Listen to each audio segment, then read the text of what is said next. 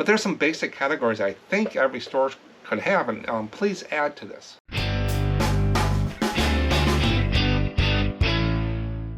Welcome to another Widget Wednesday. And the reason I call it widget because it's about little widgets we use throughout our reselling with eBay. It could be a subject, it could be a tool eBay has. So it's a widget, right? I don't know. Sounded cool, Widget Wednesday. But today's subject is on eBay categories. If you have a store in eBay, if you're going to do postcards, get into it and put the time and effort in, you need an eBay store. You can start with the basic, move up to a premium. You can have up to 60,000 postcards in a premium store for like $60 a month. I used to pay $300 for 10,000 with an anchor store for a couple of years. And then they came out and said, hey, we'll let you have 10,000, plus we're going to give you 50,000 more for $60. Every big postcard seller saved $250, $240 the day they did that, and they retroactive it. It's one of the best things I ever did. So out of the first $300 I sold every month, I had to pay for an anchor store, and I only could put 10,000 cards up. Now I got 55,000 cards, almost to the end of 60,000, and that's probably where I'm going to say I'm not going to open another store. But eBay store categories. Now eBay has their categories that you put stuff in, like postcards, kitchen stuff, prints, photos. Those are eBay categories. But when you have a store, you can use custom categories. And having an eBay store allows you to divide your items into categories or departments and customize them as you wish. You don't need to use the standard categories on eBay site. You can create up to 300 unique store categories to help organize your listings and display your items to buyers. It also helps the seller. You can also put items into 2 store categories at a time on a listing at no extra charge. So they're talking about eBay category. You can set your store. If you got a small store, you can just tell it to use the eBay categories. They'll show that, and that's it. But if you want to customize it a little bit more, and I'm going to show you here in a little bit how mine are set up and how, with such a store with 55,000 postcards, how I have it set up, and you'd be surprised how many I have and not have. So we'll walk through that. But however, they come out and they put a warning here, a little tip. However, avoid creating categories with only a few listings. Otherwise, you risk overwhelming buyers with too many categories, which leads to poor customer experience. So if you got a category of clowns and you only put one item in there and you create a category, why would people want to click on it? Just put it in other or something like that. They say don't build a lot of departments, a lot of categories. It just overwhelms them. They got to click and stuff. And you're going to see that with my store on how I got it broken out and make it easy in my eyes. But there are some drawbacks to it. Now, a lot of people say, I'm hearing it out there, instead of using categories, open another eBay store. So if you're selling lower sell-through rate things and you think it's affecting your store, and you open another store and you put those low sell-through rate things in another store, creating another $300 a year or so in charges just to do that, because they think there's been no proof of it. To me, I haven't seen any data to show this what it is, that by opening another store and getting those lower sell-through rate items out, it's going to help that store. And there's been people that took their store and split it up in 2 and they got more sales. Of course you are. You're building a new store, you're putting new items in, you're touching your items. They're going to get better search for a little bit. But let it go for 6 months, 9 months, and you're going to see they're going to be right back where they were.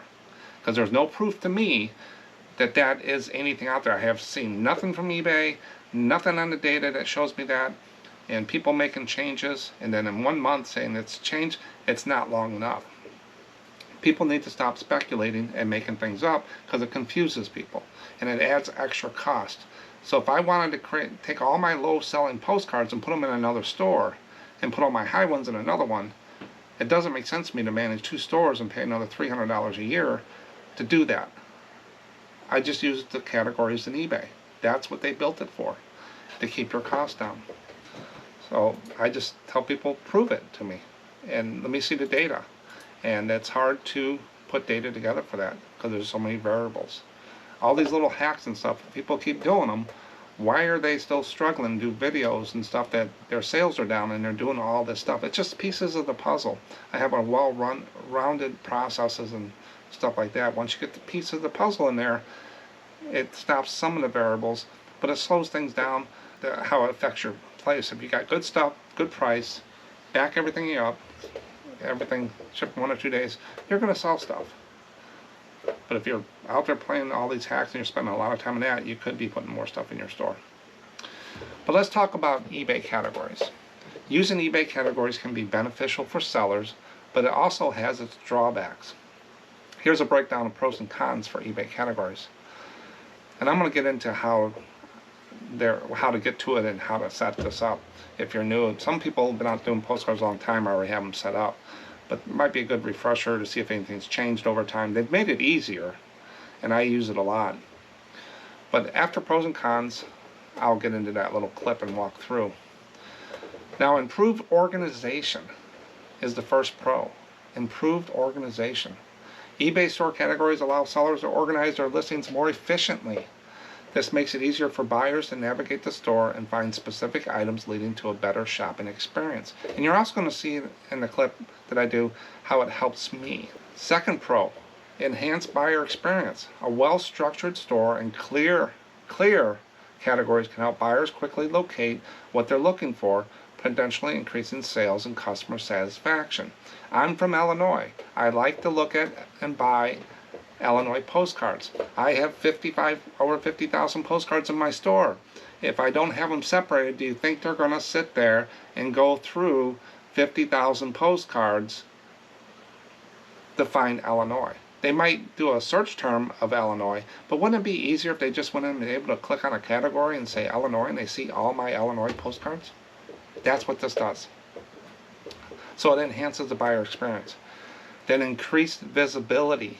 This one, some of these things I come up with, it's been out there a long time, but I wouldn't say it's not there, but I need some data a little bit more to do it, but I brought it up anyway. Increased visibility. Proper categorization can improve the visibility of items in search results. Buyers who filter by category may be more likely to find your items. Those are your seasoned sellers, and a lot of postcard people are pretty good about getting around eBay and finding what they need with saved searches and stuff like that, so it could increase your visibility. Another pro is promotional opportunities. Sellers can create promotional banners or highlight certain categories, drawing attention to specific products and boosting sales. You can see that on my store. If you go to SMPostcards.com, you can see the little feature pages that they let you set up about different categories, and it updates. So you can use it with that tool. Branding and professionalism is the last pro.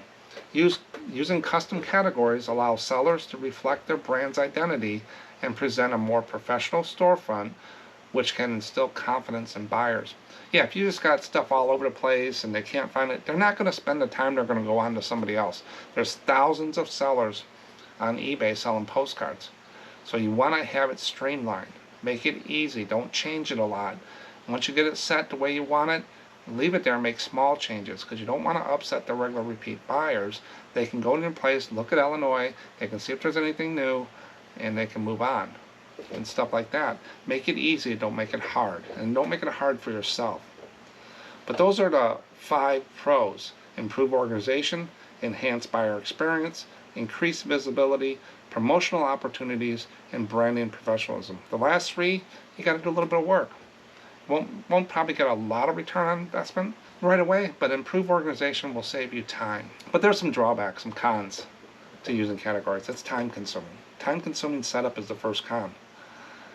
And you're going to see that with mine. Setting up and maintaining eBay store categories can be time consuming, especially if you have a large inventory or frequently add new products. I make sure when I list a postcard, I put it in the correct category. Do I miss once in a while? Sure. The worst offender you can have in a category is called other. Try not to put a lot of stuff in the other. And you're going to see how many I have in my other. Because sometimes the card might have 3 or 4 different places that you can put it. Pick the best one that you think the subject of the card.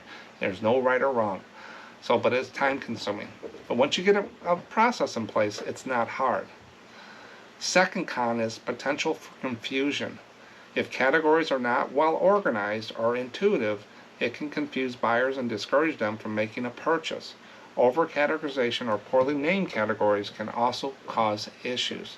So don't get down to the real details, just get the top of the subject and get it in there. If it says Michigan on it and it's got a boat and you got a category boat in Michigan, and then you got river as a category, then you got trees as a category, you just want to try to get the main subject in there is what I try to do, as you'll see.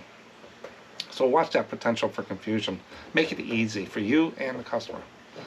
Limited flexibilities. Once you set up your categories, they're kind of fixed once set up, meaning that if you need to invest additional time, you may need to invest additional time if you decide to reorganize your store, update categories later on.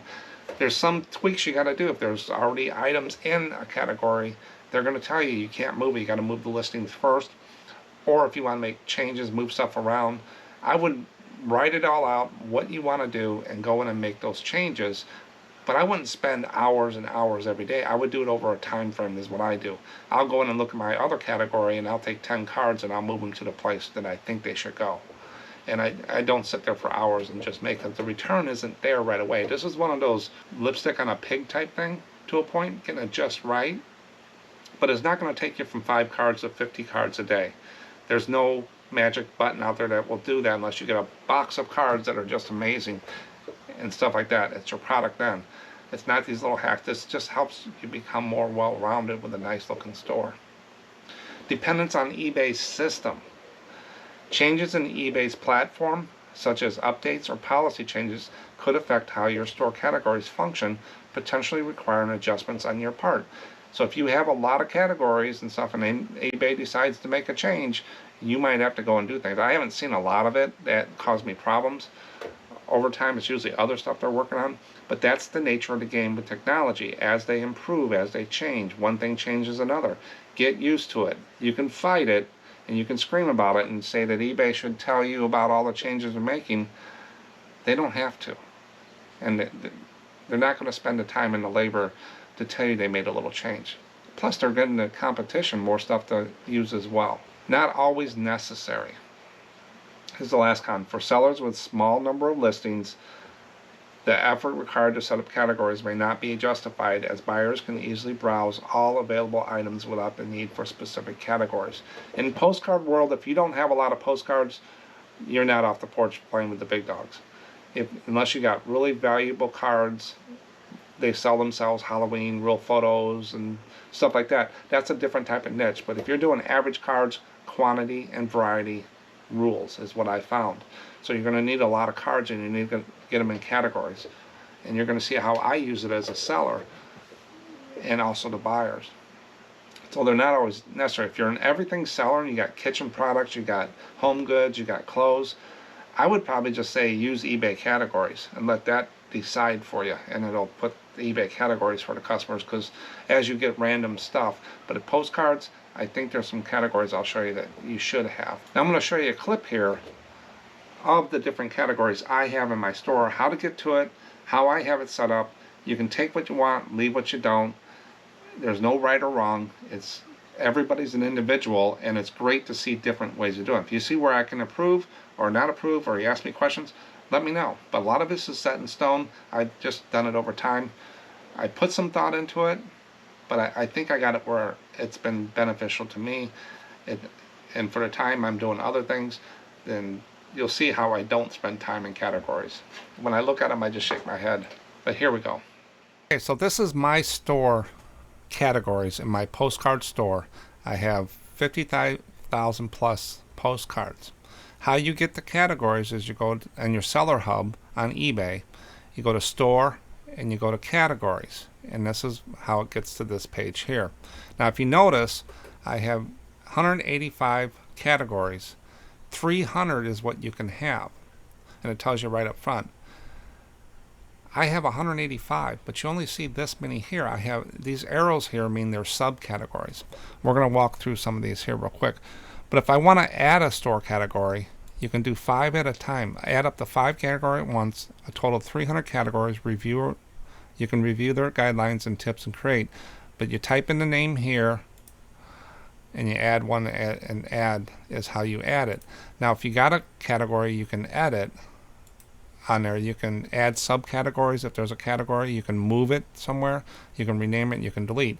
Now it's going to tell you if you need to move your listings out or whatever, just like any web page. But if you notice here, they're in alphabetical order is how they sort. Cigarette cards are tobacco cards that I have. I don't have a lot left of those. I basically put tobacco cards, cigarette cards is what they're called. These are the different publishers of that. And over here you can tell how many of each one I have. I have a lot of these. 5 of those, 15. So I can tell real quick how many I have in each category. Comics and graphic novels. These were some Magna Japanese books I got that were different ephemera. So I created a separate category for comic and graphic novels because I do pick them up. I only got 4 in there right now, and this is just one category. There's no subcategories because it doesn't have the arrow. Exhibit cards and arcade cards, I got 87. Ink blotters. Now I only have 17 ink blotters in here. I find those ink blotters with postcards or at auctions, and I'll buy them. And I got 17. NASA and space. Now I separated these out because I really focus on this category. So I got photographs, 12 of those. I got 86 postcards and 30 trade cards of NASA. And I wanted to separate it out so I can keep track of it. Naval covers are ship covers, envelopes with the stamp of the ship, naval ship. And how I did it, and you're going to see in naval ships, that I just naval covers A through E. These are the names of the boats. Makes it real easy. So if I was on Arizona, USS Arizona, I can go here. If I'm on the Forrestal, it's right here. And different things like that. If I was on USS Utah, it would be down here. And this tells you how many covers I got for each one. So between here, I got a total of, if you go across, I got 1,610 naval covers. Naval patches. In the postcard lot that I purchased, I got some petty officer patches, and I got 3. I got first class, second class, third class. I just separated those out, and I do sell one once in a while. I don't sell a lot of them, but I just keep them separate. Naval photos. I have ship photos. They're not postcards. Same thing, naval ships, A through E, F through J, and stuff like that. Other ephemera is just other billheads or something I get that I think are cool. I only got 17 of those. Postcards. This is the biggest one. I have Goofy series. It's a separate series. I got Abraham Lincoln, aircraft. Then you get into the states. I got all the states. I got baseball. These are secondary categories when I put them into the state or whatever. But all my states and postcards. I can look down here. If I'm going to a show, I can click on postcards. What do I need? Alaska, I got 112. I got 30. I'll pick up some aircraft. I only got 34. I got 5 beaded. Maybe if I can find some beaded postcards. Boats and ships. These are separate boats and ships. They're not naval ships and stuff. I just know where to put them. California, I got 2,997. I don't think I'm going to buy any more California.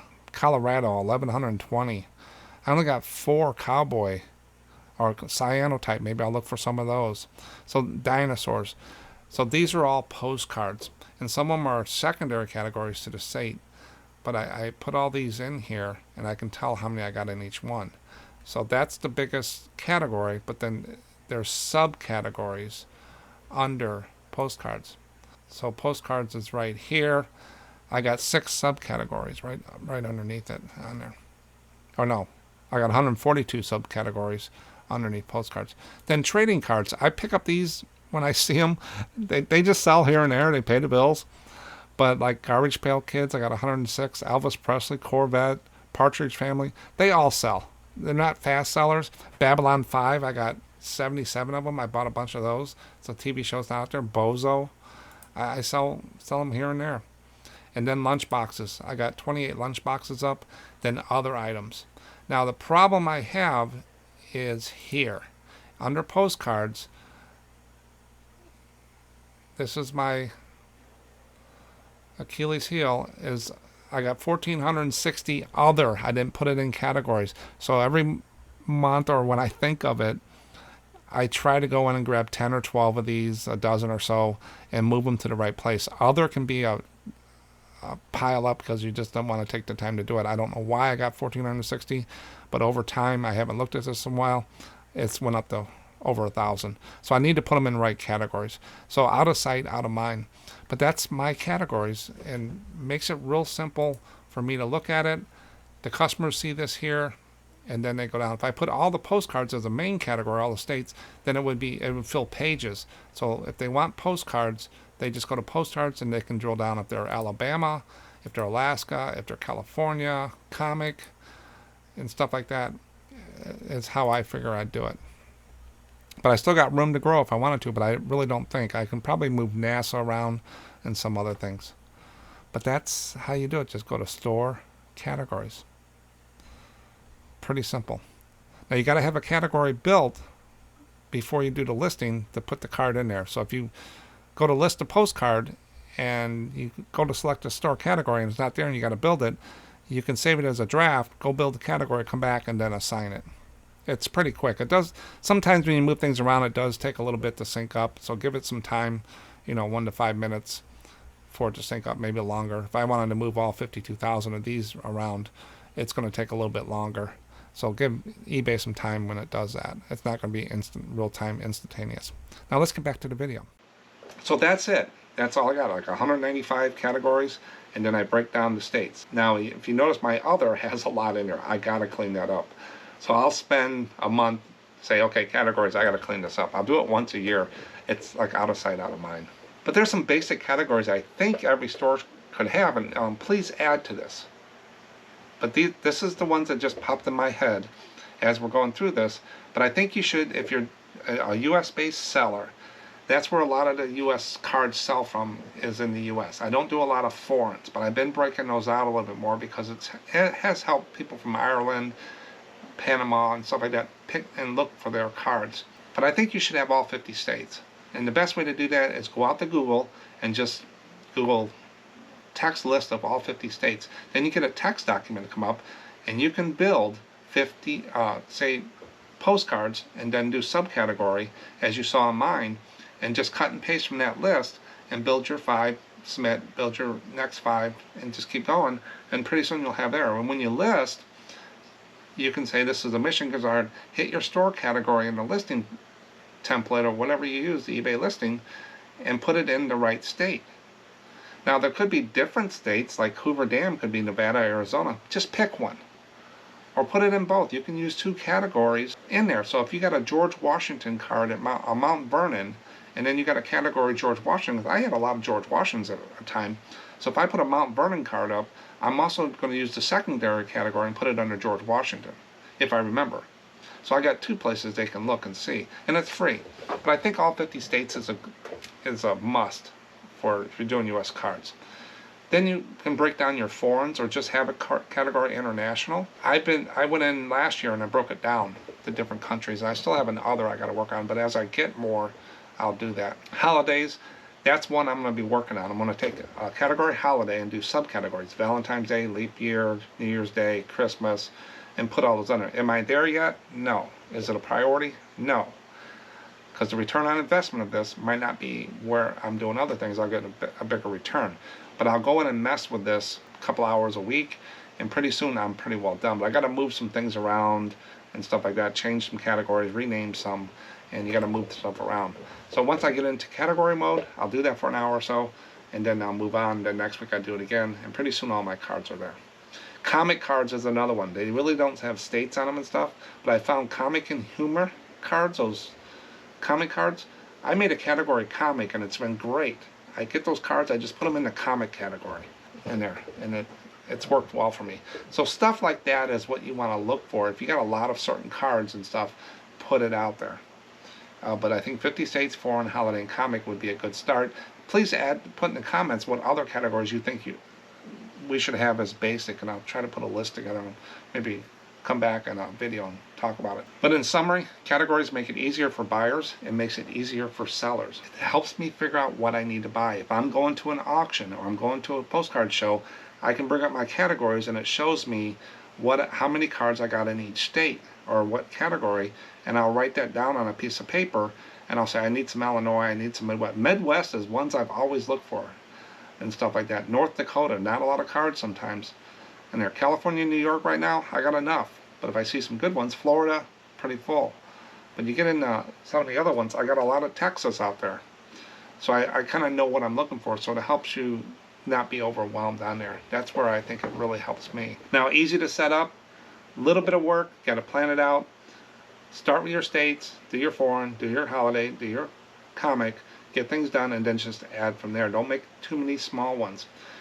But they're easy. It's easy to, once you get going, it's pretty easy to set up, but it can be out of sight, out of mind, and you just need a management. And that's where I fall short, is I tend not to keep up with it sometimes, and then I go look at it, I go, wow, this is kind of a mess and stuff. So it's out of sight, out of mind. So make it a discipline to go out there and do that. But that's eBay categories. Go out and eBay help and type in store categories. It'll give you a little more information. And I hope this video helps, and I'll catch you on the next Widget Wednesday. Bye.